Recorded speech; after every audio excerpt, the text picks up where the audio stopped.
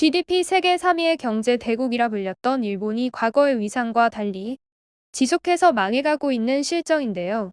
전쟁이 끝난 직후 급격한 성장으로 세계 2위 자리를 오랫동안 지켜왔던 일본은 30년 전 버블이 터지고 나 급격히 무너지면서 장기 불황의 대명사가 되었죠. 일본은 붕괴돼버린 자신들의 경제를 회복시키기 위해 자국의 국민들을 미친 듯이 굴렸지만 전혀 효과를 보지 못하고 국민 또한 의미 없는 노역뿐이었다고 합니다. 처음에는 잃어버린 10년 그리고 잃어버린 20년 게다가 지금은 잃어버린 30년이라는 단어가 전혀 어색하지 않은 상황이 닥치고 있는 실정이죠.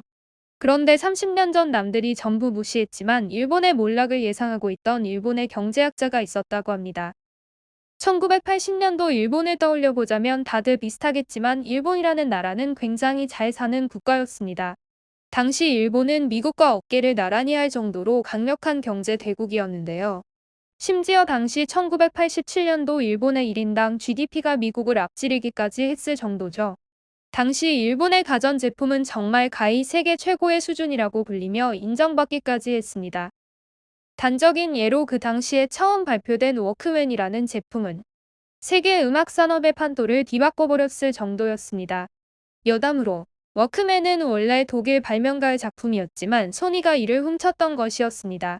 소니는 자신들이 개발한 상품이라고 홍보하며 판매했지만 이 거짓말이 2004년에 들통이나 전 세계적으로 망신을 당하기도 했죠. 그 이후 일본의 엄청난 버블이 터지면서 일본의 모든 경제 지표는 무너져 내렸고 그 당시 일본의 기업들의 1990년대를 경계로 이 버블 사태를 극복하기 위하여 기업 이윤을 극대화하는 전략을 세우기도 했는데요. 기업 이윤을 극대화한다는 것을 쉽게 풀어보자면 노동자들의 임금을 감축한다는 의미입니다. 이 당시 한국은 IMF 시기를 극복해 나가며 무역으로 인한 엄청난 성장과 국민들의 숭고한 희생정신으로 세계적인 나라들과 동등한 위치에 서기 위해 엄청난 노력을 하던 시기이기도 했죠. 이 당시만 해도 한국은 개발도상국으로 지금처럼 전 세계적으로 앞장선 나라에 속하지 않았습니다. 일본도 이때까지만 해도 한국이라는 나라가 자신들을 초월해 나갈 줄은 꿈에도 몰랐겠죠. 2012년 말 아베 총리는 다스플레이션을 막기 위하여 대규모 양적 완화인 아베노믹스 경제청 책을 추진하기 시작합니다. 시장이 어마어마한 돈을 풀어 물가 상승률을 2%대로 끌어올리겠다는 생각이었는데요. 물가는 2014년 단 한 번 2.7%를 찍었을 뿐 그 이후 단 한 번도 2%를 넘지 못했습니다. 그러나 많은 일본 극우 단체들은 아베노믹스로 엔고 현상이 전부 해결됐고 주가도 올랐으며 기업도 좋아졌다고 주장하는데요. 하지만 세계적인 전문가들은 진짜 경제 체질 개선은 조금도 이뤄지지 않았다는 분석이 대다수이죠. 이 결과는 나중에 사람들이 일본에 부자 나라 가난한 국민이라는 별명을 붙이게 된 이유가 되기도 합니다. 그런데 모순적이게도 일본인들은 자신들이 가난한 국민이라는 현실을 부정하고 나섰는데요. 일본인들에겐 당연한 가치관이었던 일본이 세계를 이끌어가는 부유한 선진국이었다는 과거의 찬란한 시절의 기억에서 벗어나지 못하고 자신들의 가난하다는 새로운 현실을 전혀 받아들이지 못하는 것이죠. 그래서 현재까지도 대부분의 일본인들은 자신들의 생활 수준이 한국인보다 당연히 높을 거라고 생각합니다. 특히 과거에 한국을 강제 지배했던 역사도 있었으니 더욱 그렇게 생각하기도 하죠. 한국이 객관적인 지표들에서 일본을 능가하고 국제사회의 핵심적인 위치로 자리매김했을 때도 어떻게든 이 사실을 부정하려고 애쓰는 모습이 안쓰럽기까지 한데요.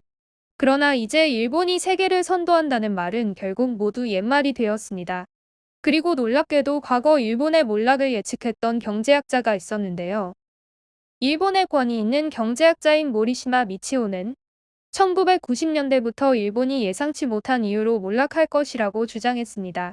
그리고 지금 현재 그의 예측은 정확했습니다. 모리시마 미치오는 일본 경제가 잘 나가던 1982년 당시 왜 일본은 성공하였는가라는 책을 출간했고 시간이 흐르고 나서 왜 일본은 몰락하는가를 출간했었습니다.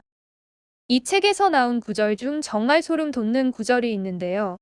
현재 만일 아시아에서 전쟁이 벌어지고 미국이 팍스 아메리칸을 유지하기 위해 일본의 힘을 필요로 할 경우 일본은 동원에 응해 대화력을 펼칠 것이다. 일본 경제는 전에도 그랬지만 전쟁과 더불어 번성한 경제이기도 하다. 몰락하고 있을 경우 남의 눈치 볼 것 없이 무작정 전쟁에 협력할 것이 확실하다. 왜 일본은 몰락하는가에서 모리시마 미치오가 예측한 것 중 이토록 섬뜩하고 날카로운 것이 없다고 합니다. 그 이유는 실제로 이 같은 인식을 가지고 아베 정권의 미일 안보 체체 강화 협력과 2017년부터 2018년까지 한반도 위기 고조에 대한 처신을 해석해보자면 그 모든 흐름을 일목요연하게 이해할 수 있는데요. 세계에서 유일하게 북한에 더욱 압력을 가하라고 주장한 아베 정권은 아마도 한반도 유사 사태가 발생하기를 간절히 원했던 것이고 그렇게 할 이유가 있었던 것이기도 합니다. 그리하여 준후 국제 말기인 현재 드러난 것은 전후 일본의 평화주의, 적극적 평화주의, 미국의 군사전략과의 일체화라는 것이죠.